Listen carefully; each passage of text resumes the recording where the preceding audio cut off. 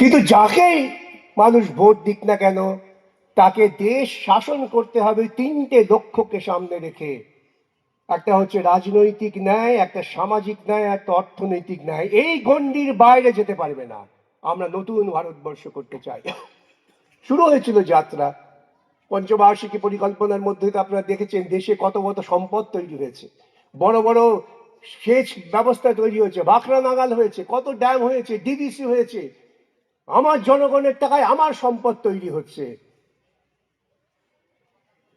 কিন্তু আমরা তো বিপথে পরিচালিত হয়েছি। আমরা পরিচালিত ছিলেন যে সরকার নির্দিষ্ট করে ৭৭ সালের পর ঘোষণা করলেন, যা ভারতবর্ষের সাংবিধানিক গণতন্ত্রের ইতিহাসে অনন্য ঘটনা, যা নিয়ে গোটা পৃথিবীর সমাজতাত্ত্বিক আলোচনা করেছে, বহু গ্রন্থ লেখা হয়েছে। যে একটি সরকার ক্ষমতায় এসে বললেন যে গণতন্ত্র মানে হচ্ছে একেবারে নিম্ন স্তরের মানুষের গণতান্ত্রিক অধিকার এবং সিদ্ধান্ত নেওয়ার ক্ষেত্রে তার অংশগ্রহণ, সেটা হচ্ছে গণতন্ত্র। চালু হলো পঞ্চায়েত ব্যবস্থা। কত সমালোচনা হয়েছে তখন। চাষিকে তুমি শেখাচ্ছ, ওই কারখানায় কালো হাত মজুরের ছেলে গিয়ে সে নির্বাচিত শাসন করবে? বহু মোকাবিলা করতে হয়েছে আমাদের। যে গণতন্ত্র মানে ক্ষমতার বিকেন্দ্রীকরণ, ক্ষমতার কেন্দ্রীভবন নয়। আর এই বিকেন্দ্রীকরণ সম্ভব হয় কি করে? যদি আমরা যে আমাদের উৎপাদনে সাহায্য করছে তাকে আমরা উৎপাদন প্রক্রিয়ায় সহযোগিতা করতে পারি। জমি অধিগ্রহণ করো। একটা পরিবারে বেঁচে থাকতে কত জমি লাগে? ঘরে তার শ্বশুর ভাসুরের সামনে এক ঘোমটা মুখ দেখে বসে থাকেন, তারা রাস্তায় অবরোধ করছেন, মিছিল করছেন। আমি বললাম ঘুঘুটা কাহা গা? বলে হাঁটাও ঘুঙ্গুটা, हमारा मान पूरा करो। তাদের কাছে বললাম তোমরা লড়াই করছো, আমি একজন আমাদের বাঙালি মহিলার গপ্প করতে পারি। আমি মাতঙ্গিনী হাজরার কথা বললাম। লেখাপড়া খুব জানতেন না, খুব পণ্ডিত ছিলেন না, কিন্তু গ্রামটা আমার, দেশটা আমার, এটা বুঝে তিনি হাতে কাঁধে ঝান্ডা নিয়ে লড়াই করছিলেন গান্ধীজির ডাকে। ইংরেজ পুলিশ গুলি চালিয়েছিল একজন ভারতীয় ইংরেজ পুলিশের সেবা দাস হিসেবে, এটাও ভুলে যাবেন না। কিন্তু মাতঙ্গিনী ঝান্ডা ফেলে দেননি।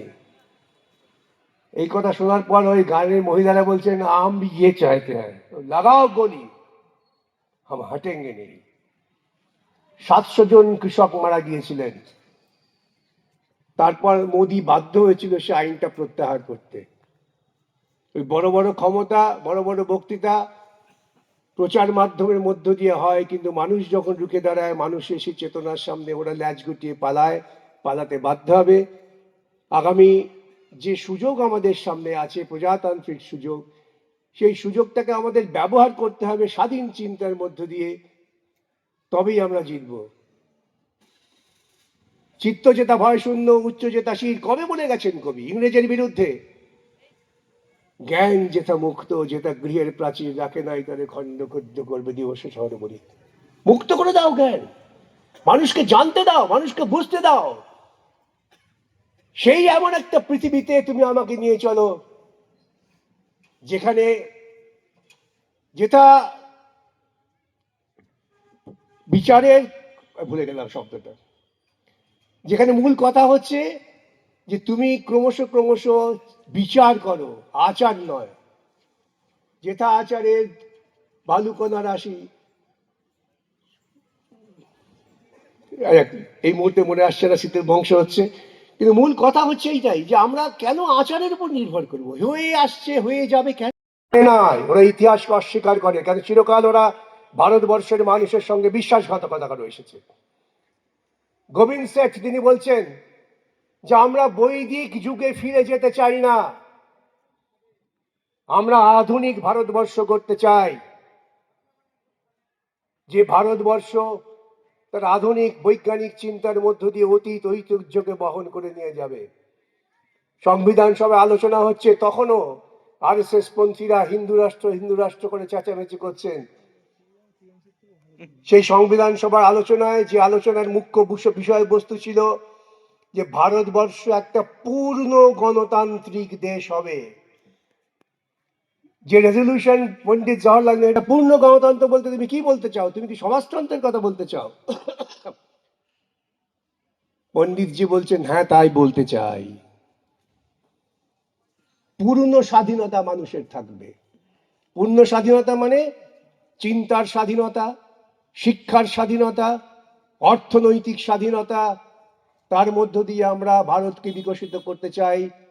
আলোচনার সময় একজন আদিবাসী নেতা তিনি বলে উঠলেন, ওহে তোমরা যারা ধর্ম ধর্ম করছো, কেউ বলছো ইসলাম, কেউ বলছো হিন্দু, তোমরা সবাই বিদেশি, তোমরা সবাই বিদেশি। আমরা যারা আদিবাসী ভারতীয়, আমাদের মধ্যে কোনো ধর্মের বিভাজন নেই। তিনি বলছেন যদি এই ভারতবর্ষে থাকতে চাও ধর্ম ছাড়ো। আমাদের ধর্ম হচ্ছে প্রকৃতি। আমরা পাহাড় পুজো করি, আমরা নদী পুজো করি, আমরা গাছ পুজো করি, কেন তারাই আমাদের বাঁচিয়ে রেখেছে, এছাড়া কোনো ধর্ম আমাদের নেই। এই সামগ্রিক আলোচনার পর ভারতবর্ষ ডাক দিয়ে বলল, আমরা 47-এর 15ই আগস্ট যে ভারতবর্ষ জন্ম দিলাম, সেই ভারতবর্ষ হচ্ছে সমগ্র মানুষের Bharatvarsha. We the people of India, we the Narendra Modi, Amit Shah, Mamata ব্যানার্জির হিন্দু ধর্ম ইন্ডিয়া নয়। We the people of India, আমরা এই ভারতবর্ষকে গ্রহণ করলাম, যে ভারতবর্ষের মূল লক্ষ্য হচ্ছে অর্থনৈতিক ন্যায় এবং সামাজিক ন্যায় প্রতিষ্ঠা করা। আপনাদের কাছে কি আমায় ব্যাখ্যা করতে হবে অর্থনৈতিক ন্যায় সামাজিক ন্যায় কি? তৃণমূল তো আরএসএস, আমি যে কথা ধারাবাহিকভাবে বলি, তৃণমূল আরএসএস এর কর্মসূচিকে যত কৌশলে কার্যকর করছে, এটা বিজেপিও সরাসরি পারত না পশ্চিমবঙ্গের বুকে। পশ্চিমবঙ্গের বুকে এটা কঠিন কাজ ছিল, যে কাজটাকে সামনে মমতাকে দাঁড় করিয়ে শিখণ্ডী করে আরএসএস খুব সূক্ষ্মভাবে করে দিলেন। একের পর এক কোনো প্রয়োজন ছিল না। আপনারা দেখবেন এই এসআইআর এর মূল কারণটা কিন্তু অনুপ্রবেশ। তা না হলে এসআইআর তো ইতিপূর্বে পশ্চিমবঙ্গেও হয়েছে। এই অনুপ্রবেশের তত্ত্বটা খাড়া করেছিল কে? 2003 সালে মমতা অসভ্যতা করে গোটা দেশের বুকে এমন একটা ধারণা তৈরি করলেন যে পশ্চিমবঙ্গে অনুপ্রবেশে ভরে গেছে। এইসব বলে তিনি ক্ষমতায় এলেন, কিন্তু তিনি ক্ষমতা থাকাকালীন একজনও অনুপ্রবেশকারীকে চিহ্নিত করতে পারলেন না। কিন্তু বিজেপির শরিক হয়ে এই অস্ত্র দিয়েছেন। এখন বিজেপি এটাকে অস্ত্র করে একটা নিরাপত্তাহীনতা তৈরি করছে। কাদের মধ্যে? প্রান্তিক মানুষের মধ্যে। ডকুমেন্ট, আমি তো বলেছি যে ডকুমেন্ট ওরা চাইছেন, সেই ডকুমেন্ট জ্ঞানেশ কুমার, মোদি, অমিত শাহ, তাদের পরিবারের লোকেরা দিক। বাপ ঠাকুরদা কোথায় জন্মেছে, তুমি কোথায় ছিলে, কোথায় দাহ হয়েছে, এগুলো নষ্টামিরও একটা সীমা আছে। এবং মানুষ আত্মহত্যা না করে সকলের উচিত রুখে দাঁড়িয়ে প্রতিবাদের মধ্যে যাওয়া, যাতে বাধ্য হয় এই সমস্ত নষ্টামি বন্ধ করতে। হচ্ছে যে অর্থনৈতিক নীতি দেশে চালাচ্ছে এবং যে অর্থনৈতিক নীতিকে এই রাজ্য সরকার অনুসরণ করছে, তার অব্যর্থ পরিণতি হচ্ছে বেকার বাড়বে, শিক্ষিত সম্প্রদায় ক্রমশ ক্রমশ বেকার হবে এবং শিক্ষার সুযোগ কমবে। এই নীতি নিয়েই এরা আজকে দেশ চালাচ্ছেন, যার ফলে দেখবেন আপনারা যে সাম্প্রতিককালে যে রিপোর্ট দেখা যাচ্ছে, আমাদের দেশে যারা বিলিয়নার, অরবপতি নাকি সব, তাদের সংখ্যা বাড়ছে আর গরিব মানুষের সংখ্যা বাড়ছে।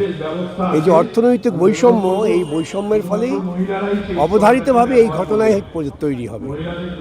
এই যে সামনে ভোট আসছে, কি বলবেন, কি দাবি রাখবেন? এই সময় সবচেয়ে বড় আমাদের দায়িত্ব হচ্ছে রাজনীতি এবং ধর্মের যে খিচুড়ি চালানো হচ্ছে, এটা সমাজের পক্ষে বিপজ্জনক। এটা সমাজে বিভাজন তৈরি করে। এই ধর্মীয় প্ররোচনা রাজনীতির ক্ষেত্রে তার বিরুদ্ধে মানুষকে বলিষ্ঠভাবে রায় দিতে হবে।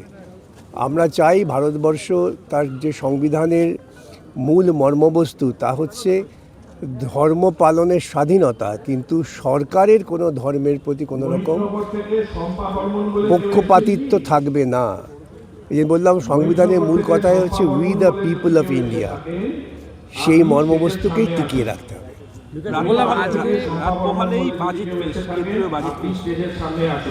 এই ভিডিওটিকে লাইক করুন, আপনার গুরুত্বপূর্ণ মতামত কমেন্টের মাধ্যমে আমাদের জানান এবং আমাদের চ্যানেলের ভিডিও সবার আগে দেখার জন্য ইউটিউবে গণশক্তিকে সাবস্ক্রাইব করুন, ফেসবুকে ফলো করুন এবং শেয়ার করুন আপনার পরিচিতদের মধ্যে। আমাদের চ্যানেলে আপলোড হওয়া ভিডিও নোটিফিকেশন পেতে বেল আইকনটি ক্লিক করতে ভুলবেন না।